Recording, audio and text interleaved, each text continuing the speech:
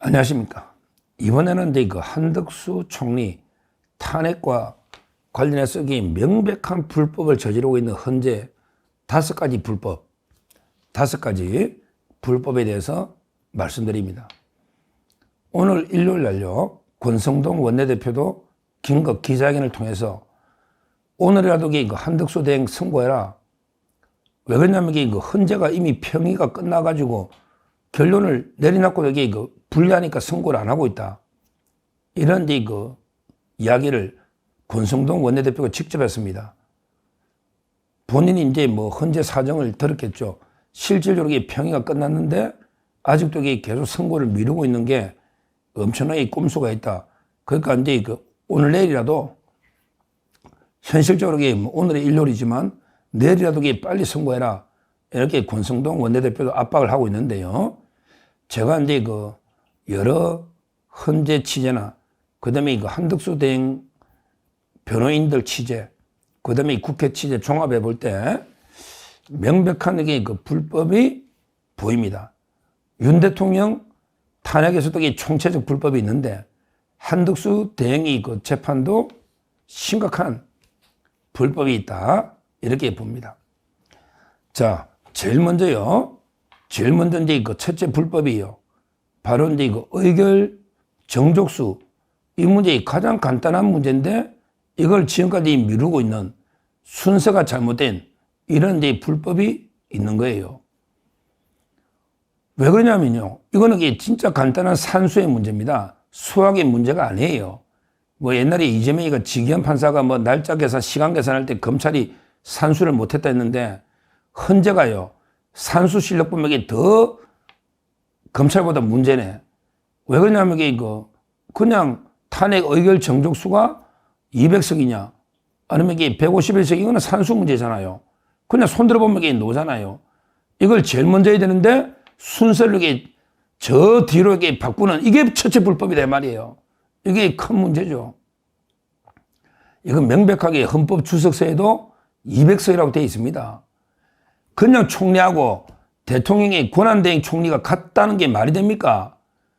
아니, 대통령 권한대행도 국가원수입니다. 국가원수를 과반으로 마음대로 탄핵한다는 게 말이 됩니까? 그러면 옛날에 김태규 방통위 부위원장 있잖아요. 그 사건. 그때는 부위원장은 탄핵이 안 되거든요. 그런데 이진숙 위원장이 탄핵을 되니까 김태규 부위원장이 위원장 권한대행을 했잖아. 그럴 때는 민주당이 뭘 했습니까? 아니, 권한대행도 탄핵할 수 있다. 왜? 부위원장하고 위원장 권한대행은 하늘과 땅 다르다. 이렇게 민주당이 떠드는 놈 아닙니까? 방통위 부위원장하고 위원장의 권한대행은 다르다. 따라서 부위원장은 탄핵이 안 되지만 위원장의 권한대행은 탄핵할 수 있다. 이게 민주당 아닙니까?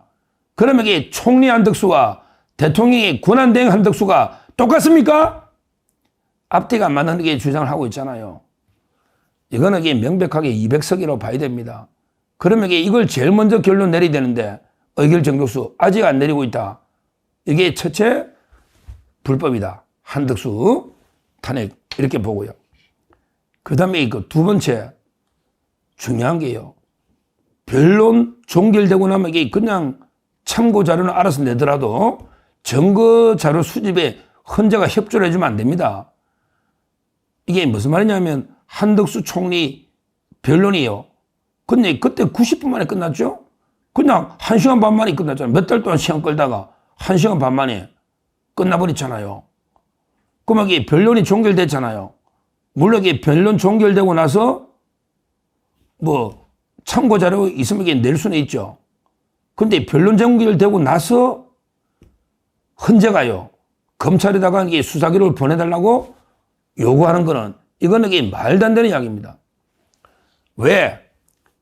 이미 변론할 때 90분 동안 변론할 때 국회 측에 멍청내 국회 측에서 수사 기록을 좀 보내달라고 했거든요. 근데 그때 문영배가 뭐라 했냐면 그거는 필요 없다.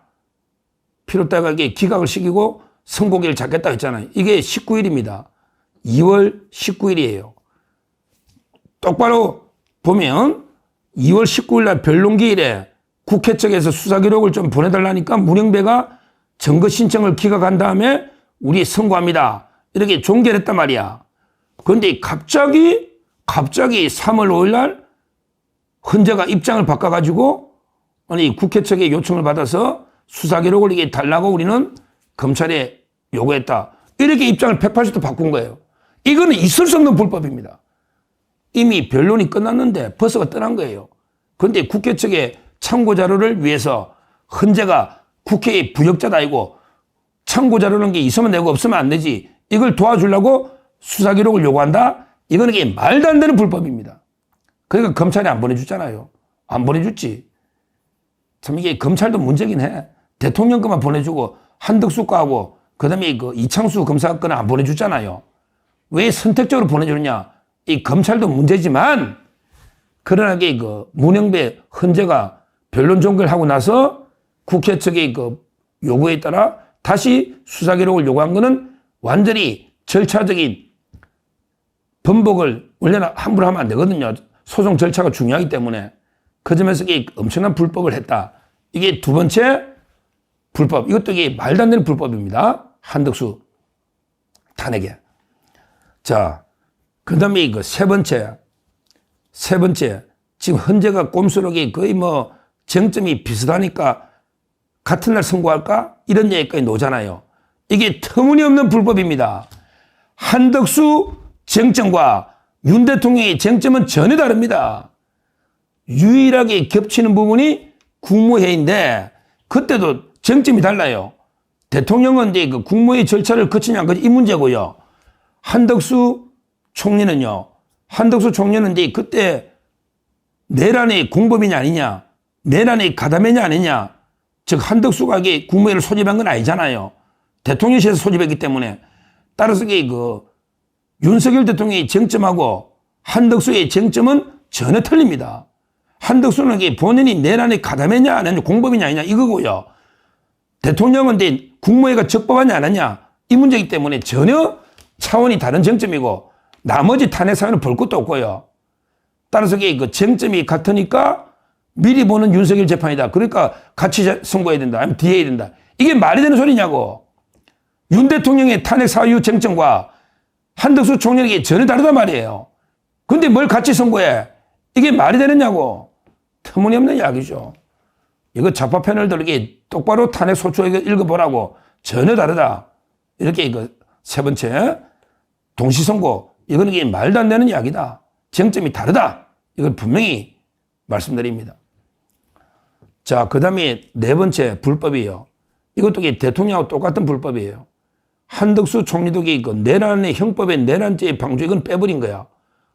그럼 이게 무슨 이게 말이 되면 형법의 내란 방조가 아니면 그럼 이게 국무회의 방조입니까? 국무회의 방조라는 게 죄가 됩니까? 아니 웃기잖아요. 대통령도 형법의 내란을 뺐죠. 한덕수도 형법의 내란을 뺐어.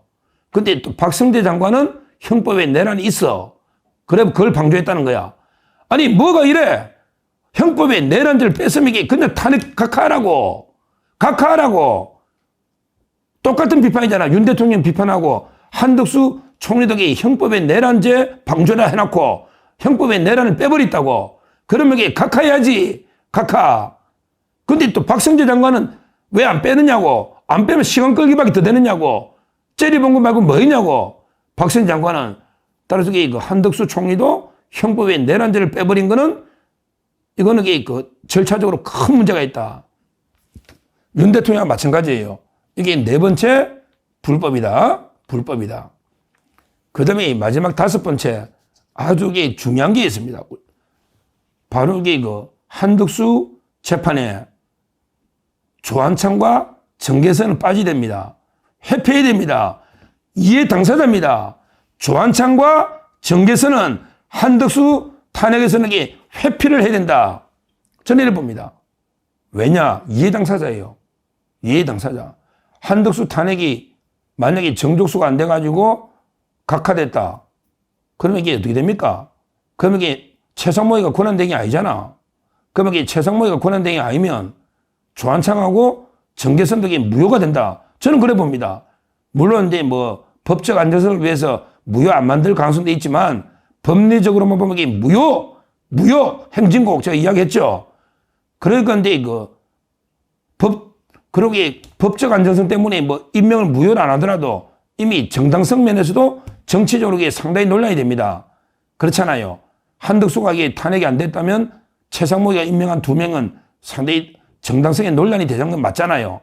그건 맞잖아. 논란되는 거는. 그러면 이게 논란이 되는 사람 빠져야지. 빠져야지. 조한창, 정계선은 공정하게 빠져야 된다. 2명. 이게 아주 중요한 이야기입니다. 2명이 빠지고 탄핵을 하려면 이게 6명밖에 안 남으니까 만장일치하면 안 되거든요. 만장일치하면 안 되잖아. 이게 문제예요. 이게 문제예요. 중요한 문제입니다. 회피 안 한 게 문제돼요. 그러니까 저는 한덕수 총리 그 탄핵만 봐도 이게 총체적 불법으로 봅니다. 대통령 재판만큼 이게 그 총체적 불법으로 와요. 가장 간단하게 의결 정족수를 제일 뒤로 미룬다. 그러면서 이게 만약을 미리 임명하라는 권한쟁의 심판했다. 이게 첫째 불법. 그 다음에 그 변론 종결할 때 기각했던 증거 신청을 종결하고 나서 일방적으로 다시 받아주가 요구하는 거. 이거는 이게 터무니없는 이야기입니다. 그 다음에 그 세 번째, 아예 그 윤 대통령하고 전혀 겹치는 쟁점이 없는데 동일한 날짜에 뭐 선고하겠다 이런 이야기, 말도 안 되는 게 황당한 이야기까지 노니까 이것도 그 문제고요. 세 번째. 네 번째는 이제 그 형법에 내란을 뺀 거. 그러면 이게 각한데 이거 대통령처럼 이게 문제가 된다. 네 번째. 특히 박성재는 왜 안 빼느냐 이 문제입니다. 마지막으로 그 조한창과 정계선이는 회피를 해야 되는데 왜 안 하느냐. 왜 이해 당사자가 관여하느냐. 이런 게 크게 5가지 불법이 있고 그 외에도 이게 불법 투성입니다. 이것만 봐도 헌법재판이 얼마나 개판이냐 이걸 명백하게 알 수 있습니다. 그리고 이게 듣기로는요. 한덕수는 이게 뭐 7대1이든 뭐 압도적으로 8대1이든 기각이 확실하답니다. 그런데도 안 하잖아 선고. 평의가 끝났다잖아. 권성동 원내대표가 끝났다잖아. 빨리 내일이라도 다음 주에 꼭 한덕수 빨리 먼저 기각 각하해라.